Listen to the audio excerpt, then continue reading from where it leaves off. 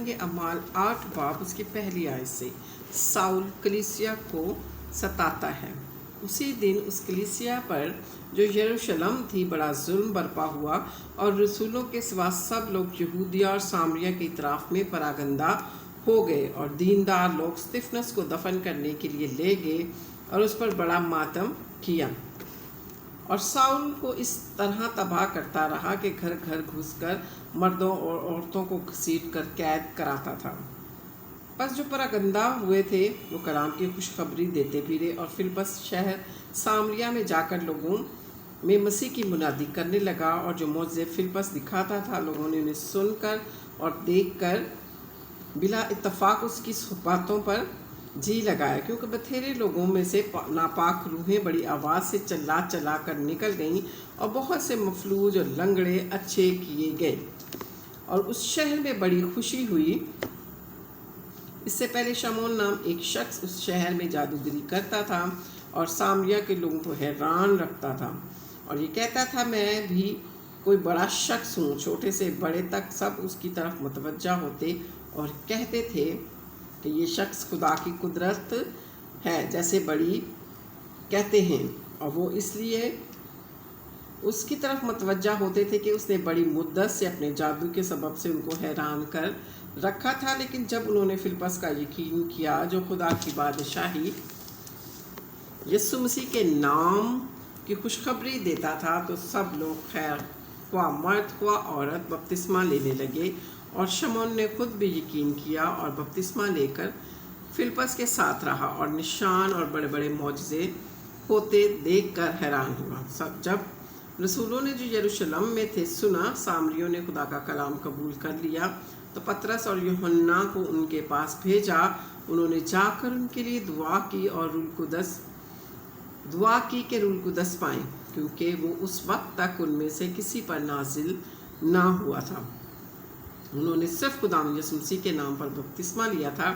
پھر انہوں نے ان پر ہاتھ رکھے اور انہوں نے روح القدس پایا۔ جب شمعون نے دیکھا کہ رسولوں کے ہاتھ رکھنے سے اور روح القدس دیا جاتا ہے، تو وہ ان کے پاس روپے لا کر کہا مجھے بھی یہ اختیار دو، جس پر میں ہاتھ رکھوں روح القدس پائے ہوں۔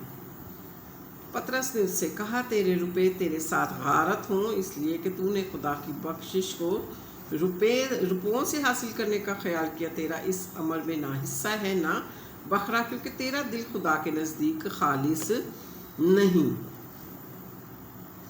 بس اپنی اس بدی سے توبہ کر اور خداوند سے دعا کر، شاید تیرے دل کے اس خیال کی معافی ہو، کیونکہ میں دیکھتا ہوں کہ تو پت کی سی کڑواہٹ اور ناراستی کے بند میں گرفتار ہے۔ شمعون نے جواب میں کہا تم میرے لیے خداوند سے دعا کرو، جو باتیں تم نے کہی ان میں سے کوئی مجھے پیش نہ آئے۔ پھر وہ گواہی دے کر اور خدا کا کلام سنا کر یروشلم کو واپس ہوئے، اور سامریوں کے بہت سے گاؤں میں خوشخبری دیتے گئے۔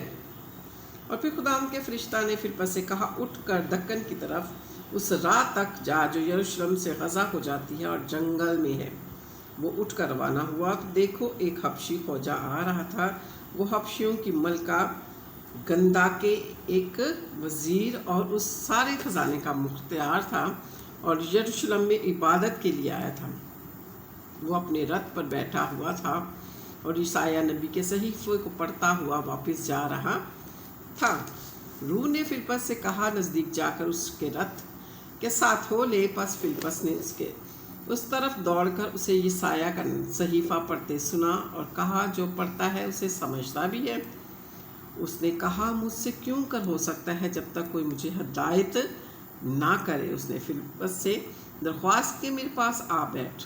کتاب مقدس کی جو عبارت وہ پڑھ رہا تھا یہ تھی کہ لوگ اسے بھیڑ کی طرح ذبح کرنے کو لے گئے، اور جس طرح برا اپنے بال کترنے والے کے سامنے بے زبان ہوتا ہے، اسی طرح وہ اپنا منہ نہیں کھولتا۔ اس کی پست حالی میں اس کا انصاف نہ ہوا، اور کون اس کی نسل کا حال بیان کرے گا، کیونکہ زمین پر سے اس کی زندگی مٹائی جاتی ہے۔ خوجہ نے فلپس سے کہا میں تیری منت کر کے پوچھتا ہوں کہ نبی یہ کس کے حق میں کہتا ہے، اپنے یا کسی دوسرے کے؟ फिलिप्पस ने अपनी ज़ुबान खोल कर उसी नविश्ता से शुरू किया और उसे यस्सु की खुशखबरी दी। और राह में चलते चलते किसी पानी की जगह पर पहुँचे। खौजा ने कहा, देख पानी मौजूद है, मुझे बपतिस्मा लेने से कौन सी चीज़ रोकती है। बस फिलिप्पस ने कहा, अगर तू दिलो जान से ईमान लाए तो बपतिस्मा ले सकता है। उसने जवाब में कहा, मैं ईमान लाता हूँ यस्सु मसीह खुदा का बेटा है।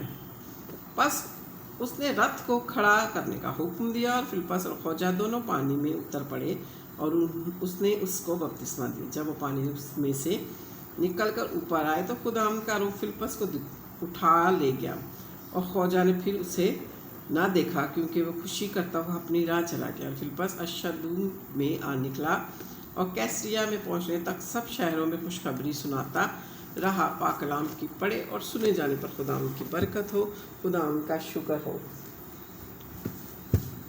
आमीन।